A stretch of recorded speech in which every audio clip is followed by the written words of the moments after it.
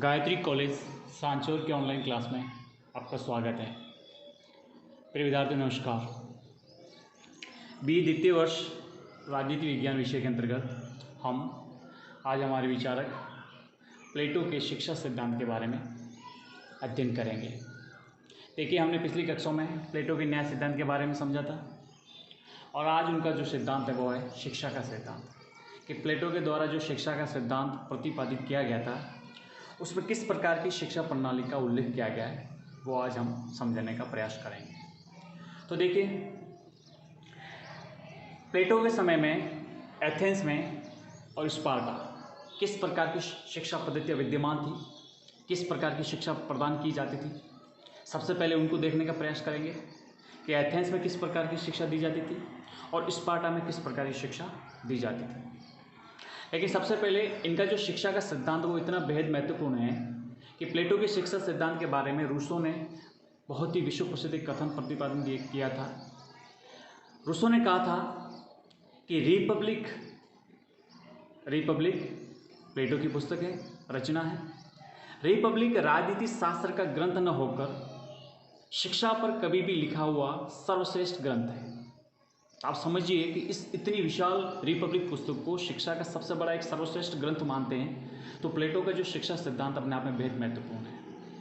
दूसरा, प्लेटो स्वयं कहते हैं कि जो शिक्षा है, शिक्षा मानसिक व्याधि को दूर करने का मानसिक उपचार है।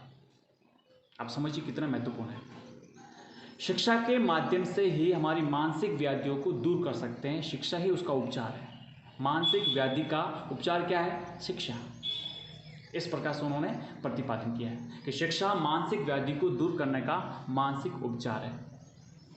ठीक है, तो पहले हम समझने का प्रयास करेंगे कि प्लेटो के समय में वहाँ पर किस प्रकार की दो शिक्षा पद्धतियाँ प्रचलित थी।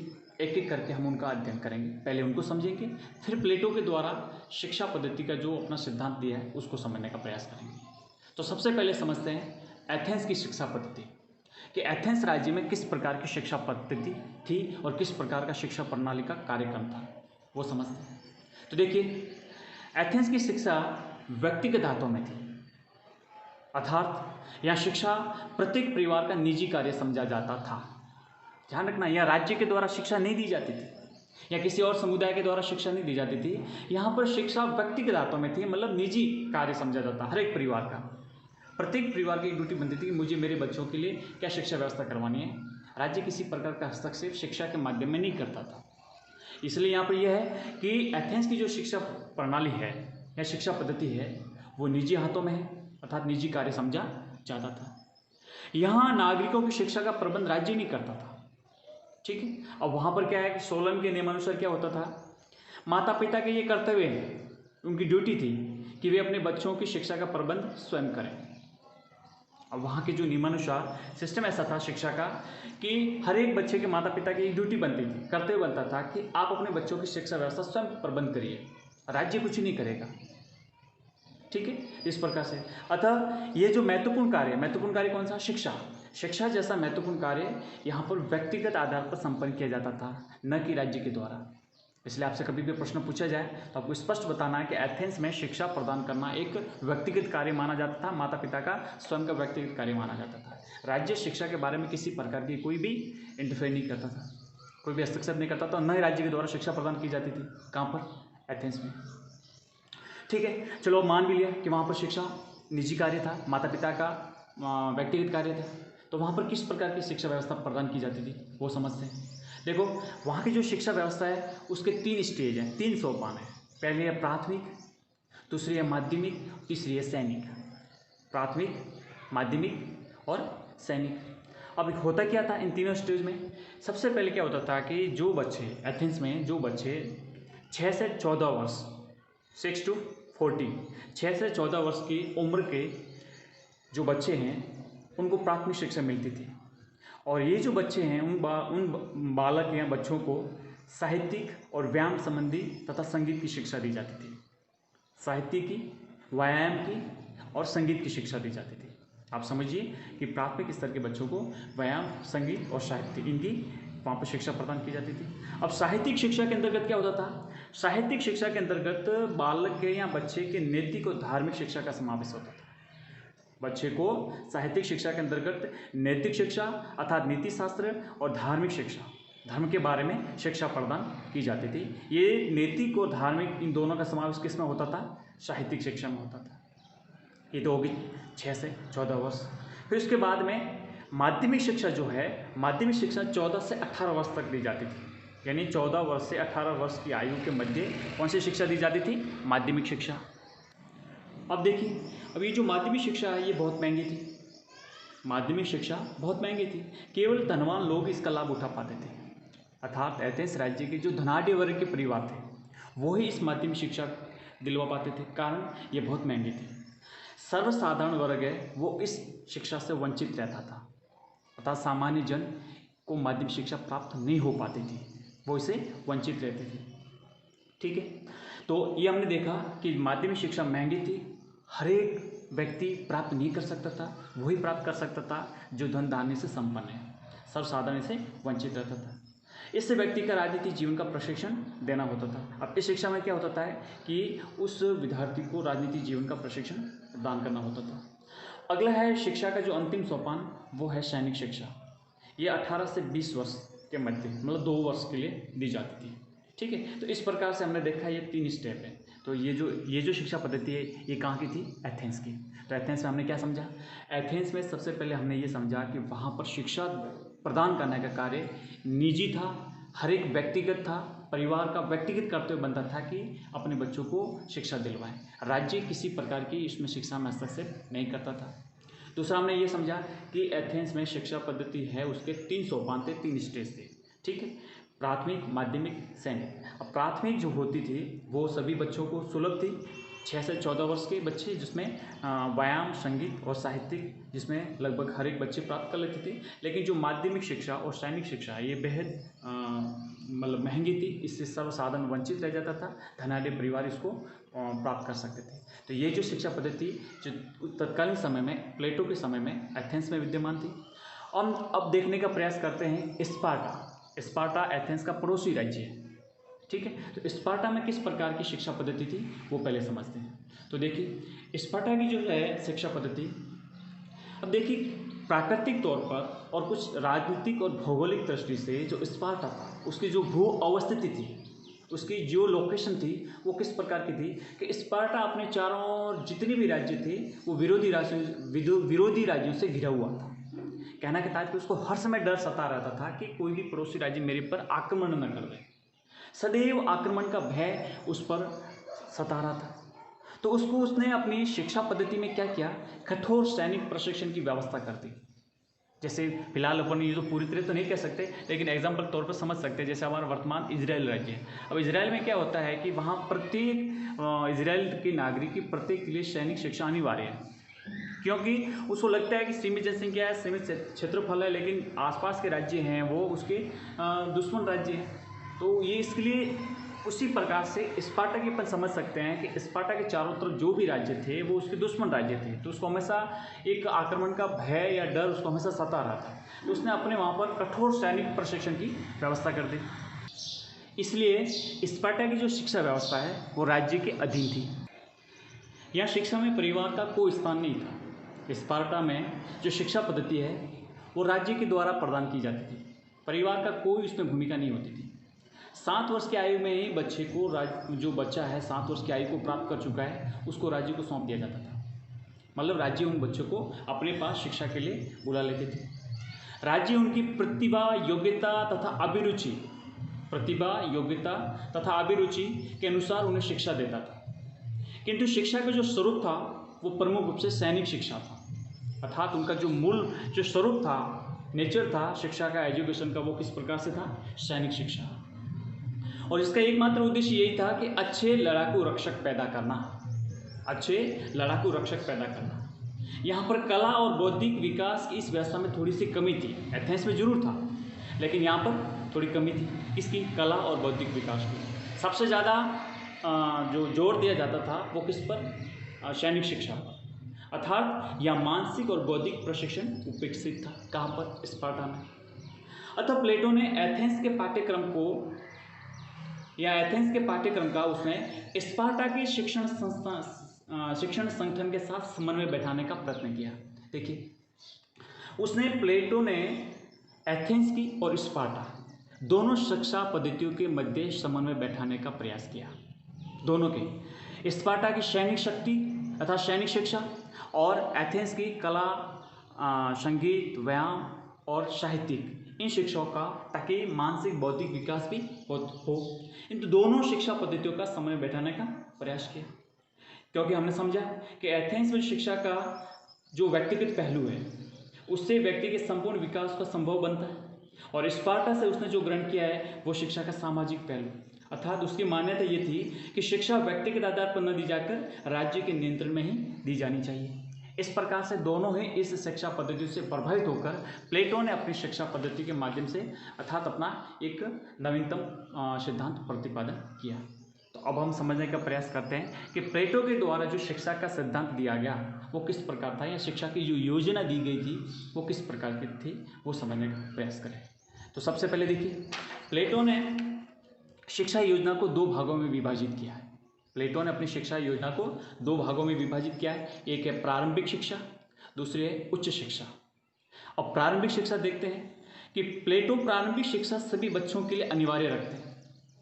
प्लेटो कहते हैं कि जो प्रारंभिक शिक्षा है, एलिमेंट्री एजुकेशन जिसको कहते हैं, ये सभी बच्चों के लिए अनिवार्य है, और यह शिक्षा है वो कम से कम 6 वर्ष का जो बच्चा होगा तब से शुरू होगी और 20 वर्ष तक चलती रहेगी।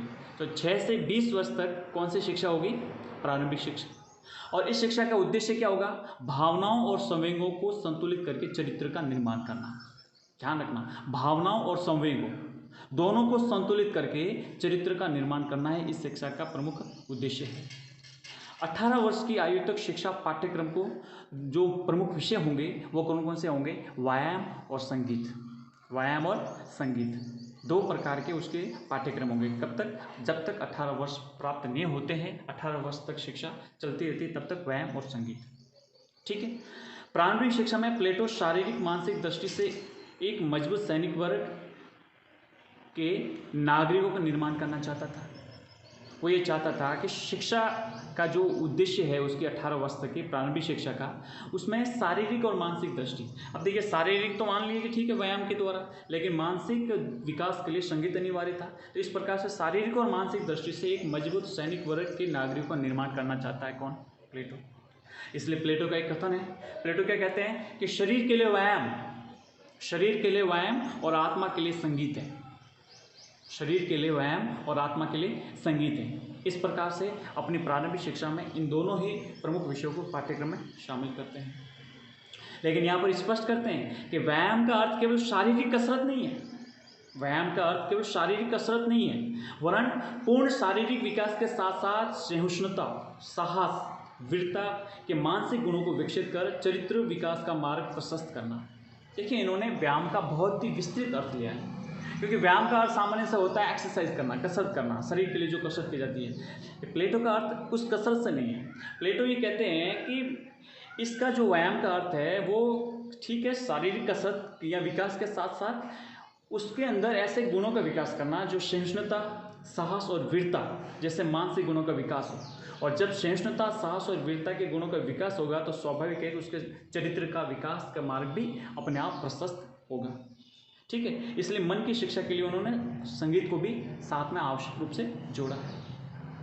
ठीक है। इसलिए प्लेटो की शिक्षा पद्धति का अध्ययन करके बार्कर भी कहते हैं कि संगीत है वो मन के सामान्य प्रशिक्षण का मार्ग है। कभी भी एग्जाम में पूछा जाता है ये कथन किसके द्वारा प्रतिपादित किया, तो आप अच्छे ढंग से बता सकते हैं कि बार्कर ने संगीत, जो उनका कथन है कि संगीत मन के सामान्य प्रशिक्षण का मार्ग है। ठीक है। तो इस प्रकार से हमने देखा। फिर 18 वर्ष की जो ही आयु प्राप्त होगी तब तक संगीत और व्यायाम के बाद ये दोनों शिक्षा प्राप्त कर लेंगे, संगीत और व्यायाम की। फिर 18 से 20 वर्ष तक साहस, आत्मनियंत्रण, अनुशासन की प्रवृत्ति के लिए सैनिक शिक्षा होगी। प्रारंभिक शिक्षा का उद्देश्य सभी व्यक्तियों के लिए श्रेष्ठ नागरिक बनाना था। ठीक है। अब देखिए 18 वर्ष तक ये होंगे, फिर 18 वर्ष के बाद में जो हो गए तो एक एग्ज़ाम उनका परीक्षा होगी, और परीक्षा में जो उत्तीर्ण होंगे वो फिर आगे जो सैनिक शिक्षा के लिए जो एक उपयुक्त वर्ग के लिए तैयार करना है तो उनके लिए, तो वहाँ पर उनमें 18 से 20 वर्ष 2 वर्ष का प्रशिक्षण होगा, और इस प्रशिक्षण में साहस, आत्मनियंत्रण, अनुशासन की प्रवृत्ति के लिए एक सैनिक शिक्षा प्रदान की जाएगी। ठीक है, तो कह सकते हैं इनका जो मूल उद्देश्य क्या था प्रारंभिक शिक्षा का, कि सभी व्यक्तियों के लिए श्रेष्ठ नागरिक बनाना।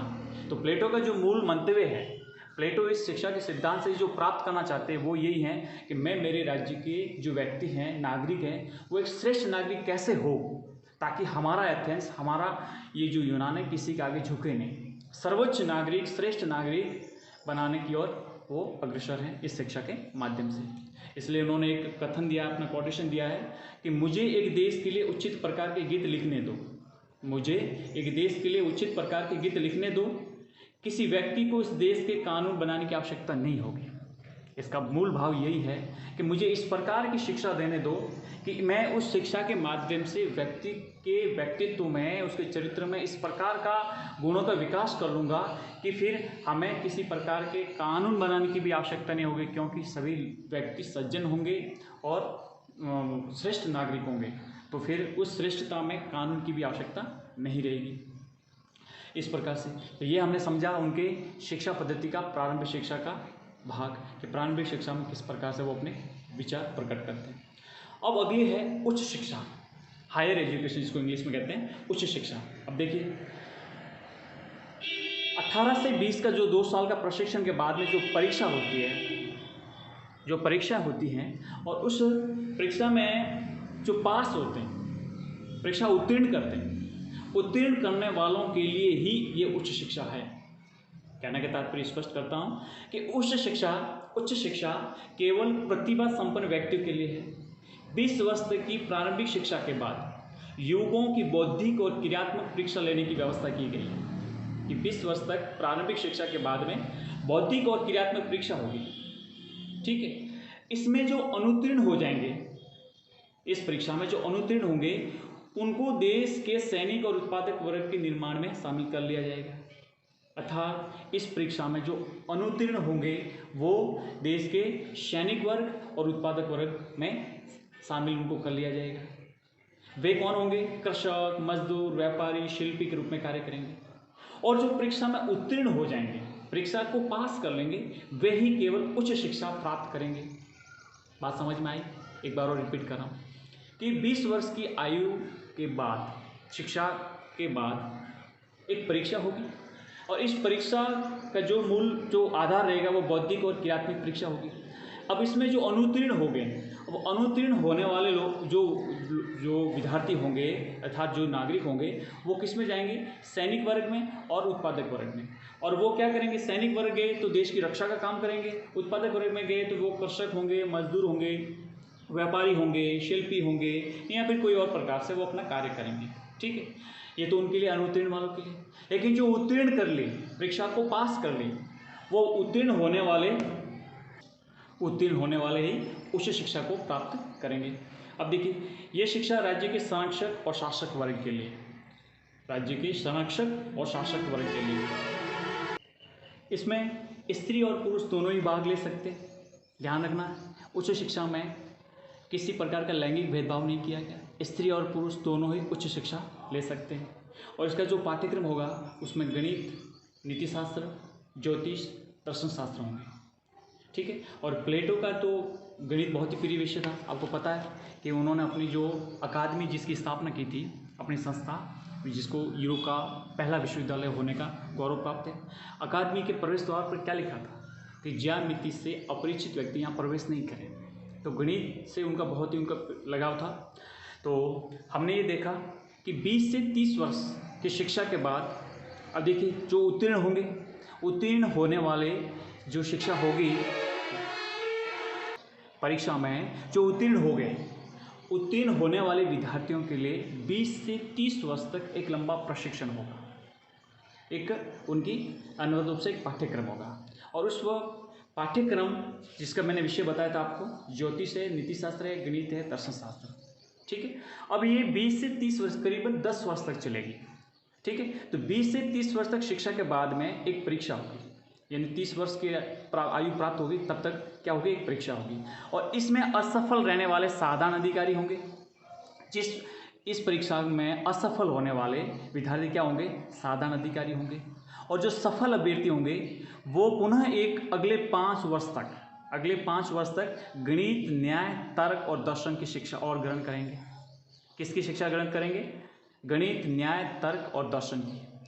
इनकी शिक्षा को ग्रहण करेंगे और फिर इनका जो 5 वर्ष की जो शिक्षा होगी, इसका जो मुख्य जो रूप होगा या उसका प्रारूप होगा या स्वरूप होगा वो होगा द्वंद्वात्मक और दर्शन। आप देखिए, जिस प्रकार से मैंने उनके प्लेटो के परिचय के बारे में अपनी क्लास में समझा था कि प्लेटो ने अपने जितने भी ग्रंथों की रचना की है वो एक प्रकार से प्रश्नोत्तर, तर्क वितर्क और द्वंद्व के माध्यम से की है। तो ये चाहते हैं कि जो 30 वर्ष की आयु के बाद में जो परीक्षा लगेगी, उस परीक्षा में जो अनुत्तीर्ण होंगे वो तो साधारण अधिकारी होंगे, और जो उत्तीर्ण होंगे वो एक बार पुनः 5 वर्ष के लिए और भी उसमें गहराई से दर्शन का अध्ययन करेंगे और वो द्वंद्वात्मक प्रक्रिया के माध्यम से होगा। ठीक है। तो इस प्रकार 35 वर्ष तक वो केवल शिक्षा को ही प्राप्त करेंगे। 35 वर्ष तक क्या करेंगे, शिक्षा को प्राप्त करेंगे। लेकिन प्लेटो इसको भी अपूर्ण मानते हैं, क्यों? प्लेटो का मानना है कि अभी तक केवल बौद्धिक शिक्षा मिली है, केवल सैद्धांतिक शिक्षा मिली है, केवल हमने पाठ्यक्रम को पढ़ा है, समझा है, केवल सैद्धांतिक रूप से शिक्षा को अर्जित किया है, जिससे हमारा केवल बौद्धिक विकास हुआ है। अभी तक संसार का हमें व्यवहारिक ज्ञान नहीं है। इसलिए हर प्रकार से श्रेष्ठ होने के लिए आगे के 15 वर्ष तक संसार की पाठशाला में तूफानी थपेड़े और धक्के खाकर व्यवहारिक ज्ञान को प्राप्त करना ही होगा। तब जाके मैं समझाऊंगा कि हाँ, ये सभी शिक्षा पूर्ण हुई है। और इस प्रकार 50 वर्ष तक सभी जीवन की परीक्षाओं में खरे उतरने वाले ही क्या होंगे, दार्शनिक राजा। यह है प्लेटो की शिक्षा का मूल उद्देश्य कि वो दार्शनिक शासक बनाना चाहते हैं। तो आप समझिए 50 वर्ष तक एक लंबा शिक्षा का एक उनका ड्यूरेशन है कि 50 वर्ष की आयु नहीं होती है तब तो केवल शिक्षा प्राप्त करिए, और जब 50 वर्ष की आयु प्राप्त हो जाती है उसके बाद में फिर आप दार्शनिक राजा बनने के योग्य होंगे। आप समझिए इतना लंबा एक शिक्षा का जो काल है, उस काल के बाद में फिर आपको दार्शनिक राजा बनने की ओर अग्रसर होते हैं। ठीक है। तो ये हमने देखा कि प्लेटो अपने राज्य में किस प्रकार की शिक्षा व्यवस्था प्रतिपादित करना चाहते थे। उस शिक्षा में जिसको 35 वर्ष तक सैद्धांतिक अर्थात बौद्धिक शिक्षा और फिर 35 से 50 यानी 15 वर्ष तक संसार के अलग अलग क्षेत्रों में जाकर व्यवहारिक शिक्षा को प्राप्त करना है। व्यवहारिक शिक्षा प्राप्त होगी तभी एक अच्छे मतलब कुशल शासक के तौर पर आप स्थापित हो पाएंगे। तो इस प्रकार की हमने ये समझा प्लेटो की शिक्षा पद्धति। देखिए मूल तौर से हमने इस शिक्षा पद्धति में क्या क्या समझा। प्लेटो ये कहते हैं कि जो शिक्षा है वो राज्य के द्वारा नियंत्रित अनिवार्य होनी चाहिए। प्लेटो की शिक्षा पद्धति की महत्वपूर्ण विशेषता क्या है? वो कहते हैं कि शिक्षा राज्य के द्वारा नियंत्रित अनिवार्य होनी चाहिए। दूसरा ये कहते हैं कि शिक्षा का उद्देश्य है व्यक्तित्व का सर्वांगीण विकास करना। और दूसरा, प्लेटो शिक्षा प्रदान करने में किसी प्रकार का भेदभाव नहीं करते, स्त्री पुरुष का भेदभाव नहीं करते, लैंगिक भेदभाव नहीं करते, स्त्री और पुरुष दोनों के लिए समान शिक्षा का प्रावधान करते हैं। ठीक है। और दूसरा, शिक्षा प्रणाली का उन्होंने जिस प्रकार से 2 भागों में विभाजन किया है, प्रारंभिक शिक्षा और उच्च शिक्षा, जो एक प्रकार से मनोवैज्ञानिक पूर्ण और विज्ञान सम्मत है, एक प्रकार से मनोवैज्ञानिक पूर्ण है और पूरी तरह से विज्ञान सम्मत है, जो करीब करीब आज की शिक्षा पद्धति से भी काफ़ी उसका एक तारतम्यता बैठती है। दूसरा, उन्होंने बताया कि शारीरिक और मानसिक अर्थात मन के विकास के लिए शिक्षा बेहद महत्वपूर्ण है। शिक्षा को और भी उन्होंने ज़्यादा महत्व प्रदान किया है। और इनका जो शिक्षा का उद्देश्य है वो यही था, क्योंकि वो कहते थे कि शासन एक कला है। शासन क्या है? कला है। तो शासन को चलाना कोई आम बात नहीं है, इसके लिए वो एक दार्शनिक राज्यों की तैयारी करना चाहते हैं, दूसरा, हमने ये भी देखा प्लेटो की शिक्षा पद्धति में कि वो अपने शिक्षा पद्धति अर्थात उच्च शिक्षा को 2 भागों में विभाजित करते हैं, सैद्धांतिक और व्यवहारिक शिक्षा। सैद्धांतिक होती है 35 वर्ष तक और फिर 35 से 50 तक यानी 15 वर्षों तक व्यवहारिक शिक्षा, इस प्रकार से विभाजन करते हैं। दूसरा, जो पाठ्यक्रम का आधार है वो एक निश्चित है, आयु वर्ग सबके लिए एक निश्चित है। ऐसा नहीं है कि आप कंटिन्यू करते रहोगे, सबके लिए परीक्षा है, परीक्षा में उत्तीर्ण के लिए आगे बढ़ते हैं, जो उसके अनुत्तीर्ण हो जाते हैं उनके लिए अलग अलग से सबसे विभाजन कर रखा है। इस प्रकार से कह सकते हैं पाठ्यक्रम में नैतिक मापदंडों का एक उचित स्थान दिया हुआ है। ठीक है, तो हमें जो प्लेटो की शिक्षा पद्धति से एक ये आभास मिलता है कि शिक्षा उनका एक दीर्घकालीन अनवरत प्रक्रिया के रूप में वो स्पष्ट करना चाहते हैं। तो ये था प्लेटो का शिक्षा सिद्धांत।